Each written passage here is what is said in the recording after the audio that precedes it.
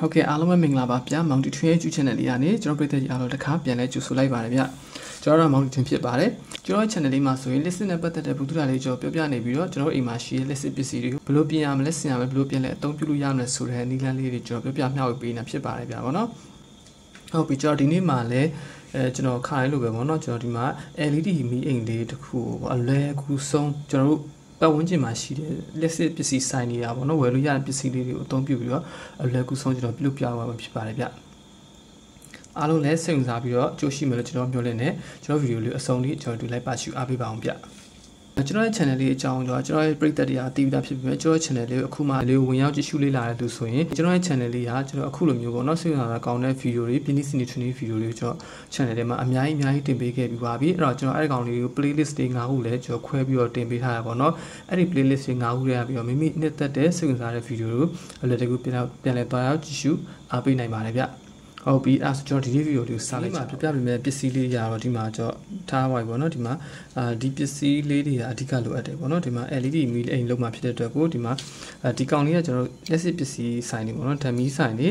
လက်စစ်ပစ္စည်းဆိုင်နေမှာကျတော့ဒီလို LED မီးလုံးလေးတွေအလွယ်တကူရရှိတယ်ပေါ့နော်ဒီကောင်1 watt LED အဖြူရောင်မျိုးစားပေါ့နော်ဒီမှာကျတော့သူအဖွင့်ပိတ်လုပ်ပြီးမဲ့ခလုတ်ပေါ့နော်တကယ်လို့ဒီလိုခလုတ်မျိုးစားမရှိဘူးဆိုလဲပေါ့နော်ဒီလိုမျိုးခလုတ်နည်းနည်းကြီးတယ်ပေါ့နော်သူထက်ကြီးတဲ့ခလုတ်မျိုးစားကိုကျွန်တော်ဝယ်ရောက်ပြီးအသုံးပြုနိုင်တယ်ခလုတ်ကတော့ကြိုက်တဲ့ခလုတ်အသုံးပြုလို့ရတယ်ပေါ့နော်နောက်တစ်ခုကကျတော့ကျွန်တော်ဒီ lithium ion battery ကိုအသုံးပြုမှာဖြစ်တဲ့အတွက်ကို lithium ion battery ကိုအားသွင်းတဲ့ကတ်လိုမယ်ပေါ့နော်ဒါဆိုရင်ကျွန်တော်ဒီပစ္စည်းလေး၄ခုရှိရင်ကိုပဲကျွန်တော်ဒီနေ့ပြုလုပ်မယ် LED မီးလေးကိုကျွန်တော်အလွယ်ကူဆုံးအလွယ်တကူပြုလုပ်လို့ရဖြစ်ပါတယ်ဗျာဒီမှာမီးအိမ်လေးကိုဘယ်လိုလုပ်မှာဆိုတော့ကျွန်တော်ဒီမှာလှုပ်ထားရပါတော့ကျွန်တော်ကတော့ဒီမှာကျွန်တော် LCD ပြားပေါ့နော်ကျွန်တော်အရင်ခက်ကပေါ်ခဲ့တဲ့လူ LCD မီးပြားလေးတွေမှာကျွန်တော်ဒီမှာအပေါက်ဖောက်ပြီးတော့ပေါ့နော်ကျွန်တော်ဒီမှာမီးလုံးလေးကို၄လုံးကိုကျွန်တော်တက်ထားတယ်ပေါ့နော်ကျွန်တော်ပြည်သက်တွေကကျဲတဲ့လောက်တက်လို့ရတယ်ပေါ့နော်၄လုံးတက်ချင်ရ၅လုံးတက်ချင်ရတယ်ဒီထက်နည်းပြီးတော့၃လုံးတက်ချင်ရတယ်ပေါ့နော်ကျဲတဲ့လိုတက်လို့ရတယ်ဒီမှာကျခလုတ်လေးကိုဒီမှာဖောက်ပြီးတော့ဒီမှာခလုတ်ကိုတက်ပေးထားတယ်ပေါ့နော်ဖွင့်ပေးခလုတ်ကိုဒီလိုလုံးမှာတက်ပေးထားတယ်ပေါ့ဒီမှာမီးလုံးလေး၄လုံးကိုကျွန်တော်လုပ်ထားတယ်ဒီမှာသူက6လောက်လေးတွေကအတူရှိတယ်ပေါ့နော်ဒီမီးလေးတွေမှာကဒီဘက်ကြည့်မယ်ဆိုရင်ဒါအတူဘက်ကအနှုတ်ဖြစ်တယ်အရှိကအပေါင်းဖြစ်တယ်ပေါ့နော်အဲ့တော့ကျွန်တော်ဒီမှာအနှုတ်ချင်းကို parallel ဆက်ပေးရမှာပေါ့နော်ဒီမီလီယံလေးကိုကျွန်တော်အနှုတ်ချင်းကိုဒီလို parallel ဆက်မယ်အရှိချင်းကိုလည်းဒီလိုမျိုးတွားပြီးတော့တိုက်ရိုက်ချိတ်ဆက်လိုက်မှာနော် parallel ဒီမီလုံးလေးလုံးစလုံး parallel ချိတ်လိုက်မယ်ပေါ့နော်ပြီးတော့ကျွန်တော်ကဒီမှာသူ့ရဲ့ဒီ cover အတွက်ပေါ့နော် cover အတွက်ကိုကျွန်တော်ဒီမှာလှလှရဲ့ lotion ဘူးလေးကိုတွားခိုးထားတယ်ဟုတ်နော် lotion ဘူးလေးတွားခိုးထားတယ်ဆိုတော့ကျွန်တော်ဘယ်လိုလုပ်မှလဲဆိုတော့ဒီထဲကိုလိုလေးထည့်လိုက်မယ်ဒီမှာအားသိန်းကတ်လေးတလို့ရှိမယ်ပေါ့နော်အားသိန်းကတ်လေးတလို့ရှိမယ်အဲဆိုရင်ကျွန်တော်ဒီမှာမီလုံးလုံးဒီမှာရှိမယ်ပေါ့နော်အဲကျွန်တော်ခလုတ်ကိုဖွင့်လိုက်တဲ့ခါကျရင်ဒီအောက်ကနေပြီးတော့မီလင်းမှာပေါ့နော်โอเคအဲ့ဒါကျွန်တော်ဆင်ပြီးတဲ့ခါကျမှဆန်းပြမယ်မီလုံးလေးတွေပေါ့နော်ဒီမီလုံးလေးတွေကိုအကုန်လုံး parallel လိုက်ပြီးတော့အရင်ချိတ်ဆက်လိုက်မယ်ကျွန်တော်ခဲဆော့ပြီးတော့မှတစ်ချက်ပြန်လာပြမယ်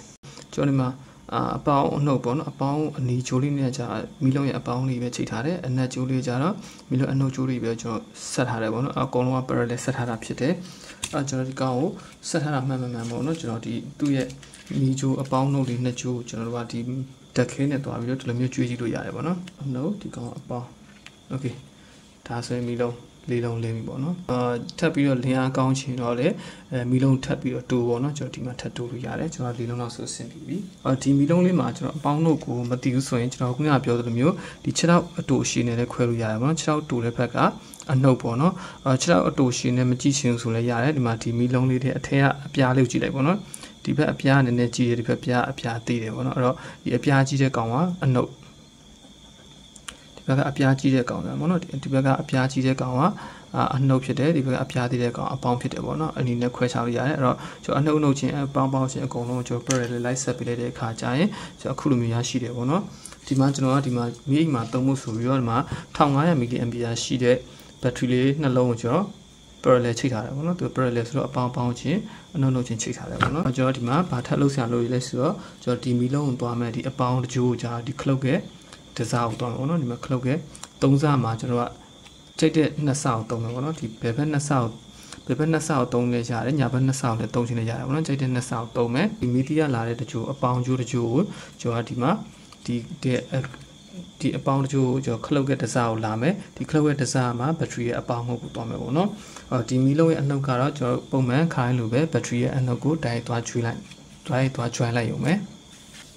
ဟုတ်ပြီဒီမှာဆိုရင်ကျွန်တော်ခဲဆိုတဲ့အဆင့်လေးတော့ကြော်လိုက်တယ်ပေါ့နော်ဒါဆိုရင်ကျွန်တော်ကဒါ90%လောက်ပြီးသွားပြီဒီမှာနောက်ဆုံးအားတင်းကတ်ပေါ့နော်အားတင်း circuit လေးတက်အောင်မရှိတော့ကျွန်တော်ဟာလည်းအကုန်လုံး PC သွားပြီပေါ့နော်ကျွန်တော်ဒီမှာဓာတ်ခဲလေးပေါ့နော်ဓာတ်ခဲလေးဒီမှာ corner ပဲကတ်ပေးထားတယ်မီလုံးရဲ့အပေါင်းကျိုးကကြာကျွန်တော် cloud တစ်ဖက်ကိုသွားထားတယ် cloud တစ်ဖက်ရဲ့အထွက်ကျိုးကနေပြီးတော့မှဒီမှာ battery ရဲ့အပေါင်းလာ join ထားတယ်ပေါ့နော်မီလုံးရဲ့အနှုတ်ကျိုးကိုကြာတော့ကျွန်တော်ဒီမှာဒါမီလုံးအနှုတ်ကျိုးပေါ့နော်အနှုတ်ကျိုးကိုကြာဒီမှာတိုက်ရိုက်လာ join ထားပြီးပါပြီဒါဆိုရင်ကျွန်တော်တို့မီလုံးဖွင့်ပိတ်လုပ်လို့ရတယ်ပေါ့နော် cloud ကိုဖွင့်ပိတ်လုပ်ကြည့်မယ်မီလီယာလည်းတော်တော်ကောင်းတာတွေ့ရတယ်ပေါ့နော်မီလီယာကောင်းတာကျွန်တော် resistor မခံထားလို့ပေါ့နော်ကျွန်တော်မီလုံးကိုဟိုနည်းနည်းလင်းအားလေးပျော့ချင်တယ်ပြီးတော့တိတ်ပြီးတော့မပူချင်ပေါ့နော်ဒီမှာကန်ကြည့်တဲ့ခါကျမီလုံးကနည်းနည်းလေးနွေးနွေးလေးဖြစ်တယ်အဲ့တော့မီလုံးကိုလည်းကျွန်တော်တိတ်ပြီးတော့မပြတ်မကျွန်းစေချင်ဘူးပေါ့နော်မီလုံးလည်းမကျွန်းစေချင်ဘူးမီလုံးအရင်မပူစေချင်ဘူးဆိုတော့ကျွန်တော်100 ohm လောက်ပေါ့နော် resistor လေးတစ်လုံးကိုတွားပြီးတော့ကျွန်တော်ဒီမီလုံးကိုတွားတဲ့လမ်းမှာပေါ့ဒီအပေါင်းကျိုးလေးမှာဖြတ်ပြီးတော့ resistor လေးတစ်လုံးကို series ခံပေးလိုက်ရင်ကျွန်တော်မီလုံးလည်းအလင်းနဲ့တက်တာပါမယ်ဖြစ်ပါတယ်ပေါ့နော်နောက်ဆုံးဆင်ပေးရမှာကျွန်တော်ကျိုးနှစ်ကျိုးပဲရှိတော့တယ်ဒီကောင်ပေါ့နော်ဒီမှာကျိုးနှစ်ကျိုးကဒါကအာသင်ကတ်ကိုတွားမဲ့ကျိုးနှစ်ကျိုးဒါ battery ရဲ့အနှုတ်ပေါ့နော် battery ရဲ့အနှုတ်ကတချိုးလာထားတယ်ဒါ battery ရဲ့အပေါင်းကနေပြီးတော့တချိုးလာထားတယ်ပေါ့နော်ဒီနှစ်ကျိုးကကျွန်တော်ဒီအာသင်ကတ်လေးရဲ့ဒီအာသင်ကတ်လေးရဲ့ကျွန်တော်ဒီဘက်မှာ battery မှာပေါ့နော်အပေါင်းအနှုတ်ဆိုတဲ့နေရာမှာကျွန်တော်ခဲသွားဆော်ပေးလိုက်ရပြီဟုတ်ပြီဒါဆိုရင်တော့ကျွန်တော်ဒီကပုံစံလေးကတော့ကျွန်တော်အကျန်းပုံစံလေးကပြီးသွားပြီပေါ့နော်ဒီထဲထည့်ပြီးတော့မှကျွန်တော် core လေးပါကပ်ပြီးတော့မှတစ်ချက်လောက်ပြန်လာပြမယ်Okay ဟုတ်ပြီဒီမှာဆိုရင်တော့ကျွန်တော်ဒီနေ့လောက်တဲ့ကျွန်တော်မီးအိမ်လေးကပြီးဆုံးသွားပြီပေါ့နော်ကျွန်တော်ဒီမှာခလုတ်လေးရှိတယ်ဒီမှာခလုတ်လေးဖွင့်ပေးလို့ရတယ်နော်ဒီမှာကျွန်တော်အားသွင်းတယ်ပေါ့တိုက်စီ charging card လေးသုံးပြီးထားပါတိုက်စီ charging card ရှိတယ်ဒီမှာခလုတ်ဖွင့်ပေးလေးရှိတယ် Okay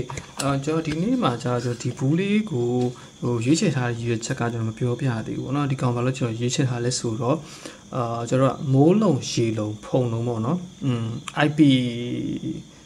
IP ဆိုတဲ့ water rating 90လောက်ကိုဒီကောင်ကရှိတယ်ဒီတော့ကျွန်တော်ဒီကောင်ကိုကျွန်တော်တို့ဒီမှာဒါကကျွန်တော်အားသွင်းတဲ့အချိန်ကျရင်တော့အဖုံးဖွင့်ရမှာပေါ့နော်ဒီမှာအားသွင်းပြမယ်ဒီကောင်အားသွင်းတဲ့အချိန်ကျရင်တော့ကျွန်တော်ဖုံးဖွင့်ပြီးတော့ဒီကောင်ကိုအားသွင်းမယ်ပေါ့နော်ကျွန်တော်ဒီမှာအားသွင်းကတ်လေးမှာတွားထည့်လိုက်မယ်အဲ့ဒါဆိုမီးနီလေးလင်းနေဟုတ်ရင်အားပြေသွားပြီအပြလေးပြန်ပြောင်းသွားလိမ့်မယ်โอเคအဲ့တော့ကျွန်တော်ဒီကောင်ကိုကျွန်တော်ကြိုက်တဲ့နေရာတည်ပါပေါ့နော်အဖုံးပိတ်ပြီးတော့တည်ပါမယ်ကျွန်တော်မီးထွန်းထားပြမယ်နော်အဖုံးလေးပိတ်ပြီးတော့ကြိုက်တဲ့နေရာတည်ပါဗျာကျွန်တော်ဖုံရှိတဲ့နေရာလဲဒီကောင်ဖုံမှာစိတ်ပူစရာမလိုမိုးလေးရှိလဲစိတ်ပူစရာမလိုပေါ့နော်ဒီကောင်ကြိုက်တဲ့နေရာရှူသွားကျွန်တော်ရေဒီကောင်အလုံးမိတ်ဖြစ်တဲ့အတွက်ကိုကျွန်တော်ရေကန်နေတော့မှကျွန်တော်ပြစ်ထည့်ထားဒီကောင်ဘောလုံးလေးပေါ်ပြီးတော့မီးလေးနေမှာဖြစ်တယ်ပေါ့နော်โอเคထားရင်လည်းကိစ္စမကြိုက်လို့ထားလိုက်ရတယ်ဒီလိုထောင်ထားလိုက်ရတယ်ဒီလိုလဲထားလိုက်ရတယ်ဒီလိုပက်လက်ပြန်ထားလိုက်ရတယ်ပေါ့နော်ကိစ္စမရှိဘူးโอเคကျွန်တော်မီးတစ်ချက်ပိတ်ပြီးဆန်းပြပေးမယ်ဒါအစ်စီပဲပေါ့နော်ဒီမှာမီးလင်းအားလည်းကောင်းတယ်မဆိုးဒါတော့လေးလုံးမဲထည့်ထားသေးရပါတော့ကျွန်တော်အဲ့တော့ကျွန်တော်မီးအိမ်ကိုဒီလိုထားလဲပက်လက်ထားလဲအဆင်ပြေတယ်ကြာဒီလိုမျိုးဒီလိုထောင်ထားလဲအဆင်ပြေတယ်ဒီလိုထောင်ထားလဲအဆင်ပြေတယ်ပေါ့နော်ဒီကိစ္စမရှိဘူးကြက်ဒီလိုထားလို့ရတယ်မိုက်တယ်နော်တော်တော်မိုက်တယ်ဆိုတော့အကြည်ပေါ့နော်ဒီကောင်ဖောက်ထွင်းမြင်နေတဲ့ဒီဇိုင်းလုပ်ပေးထားတာဖြစ်တဲ့အတွက်ကိုကျွန်တော်တစ်ချက်လောက်တော့သတိထားပြီးတော့ကင်ပေါ့နော်အပြင်နေပါတွေတွားတဲ့အခါကျရင်တော့တခြားလူတွေတွေ့တဲ့အခါကျရင်ဘာလားညာလားဆိုပြီးတော့အထင်ခံရမှာပြဿနာတော့ရှိရပေါ့နော်ကျွန်တော်တို့အခုမျိုးမမြင်ဖောက်ထွင်းမမြင်အောင်လုပ်ချင်တယ်ဒီကောင်ဆေးမှုတ်လိုက်တာမို့စတစ်ကာကတ်လိုက်တဲ့အခါကျရင်ဒီကောင်ဖြောက်တာပြရတယ်ပေါ့နော်ထပ်ပြီးတော့မီလင်းအားကောင်းချင်တော့ကျွန်တော်မီလုံးထပ်ပြီးတော့တက်ပေါ့နော်ဒီမှာကျွန်တော်မီလုံးလေးလုံးနဲ့တက်ပြီးထားတာကျွန်တော်ဒီကောင် CD ပြားလေးကလည်းကျွန်တော်အယောင်ပြင်နေပေါ့နော်ဒီမှာCD ပြားလေးထည့်ပေးထားတာလည်းဒီ CD ပြားလေးကနေပြီးတော့ reflection ပေါ့နော်အရောင်အလင်းရောင်ပြန်ပြီးတော့ပို့ပြီးတော့လင်းအားကိုဖြန့်ကျက်စေတဲ့သဘောရှိသွားတာပေါ့နော်တော်တော်လင်းတယ်ကျွန်တော်အပြင်မှာဆိုပို့ပြီးတော့တိတာတယ်ပေါ့နော်ကျွန်တော်ကင်မရာလေးမှာကျွန်တော်နဲ့အလင်းရောင် short လိုက်တယ်ဖြစ်တဲ့အတွက်ကိုဟုတ်ပြီအဲ့ကျွန်တော်အသုံးမလို့တော့ဆိုရင်ကျွန်တော်ဖြူလေးထဲမှာကျွန်တော်အလွယ်တကူလေးကျွန်တော်ပြန်ပြီးတော့ပိတ်ထားပြီးတော့ကျွန်တော်လိုအပ်တဲ့နေရာကိုတည်သွားလို့ရတယ်ပေါ့နော်ကျွန်တော်ဘာမှထိခိုက်ပျက်စီးပြီးတော့ရေဆိုတာဖုံဝင်တာဘာမှပျက်စီးမှာတော့သွားပြီးပူနေစရာမလိုဘူးပေါ့နော်ကျွန်တော်ဒီနေ့လုပ်ပြတဲ့ဒီမီလီရဲ့အသက်ကတော့ဒါပဲပေါ့နော်ရေစုခံဖုံပေးခံကြိုက်တယ်လို့သုံးပြအကျန်းခံတဲ့မီလီပေါ့ဟုတ်ပြီအဲ့ဆိုရင်ကျွန်တော်ဒီနေ့ပြုလုပ်ပြရတဲ့မီလီရဲ့ကောင်းတော့ဒီလောက်ပဲပေါ့နော် တခြားထပ်ပြီးတော့ကျွန်တော်သိချင်တာရှိရင်အကြံပြုဆွေးနွေးချင်တာရှိရင် comment မှာအာမနာတန်းဝင်ရောက်ဆွေးနွေးပြီးတော့အကြံပေးပြီးတော့မေးမြန်းသွားလို့ရပါတယ်ဗျကျွန်တော် channel လေးမှာအခုလိုမျိုး video အသစ်တွေကိုကျွန်တော်အများကြီးစူးစမ်းတင်ဆက်ပေးနေမှာဖြစ်လို့ကျွန်တော်တင်ဆက်တဲ့ video ကြည့်ရှုချင်တယ်ဆိုရင်ကျွန်တော် channel လေးကို subscribe လုပ်ထားဖို့မမေ့ပါနဲ့ဗျ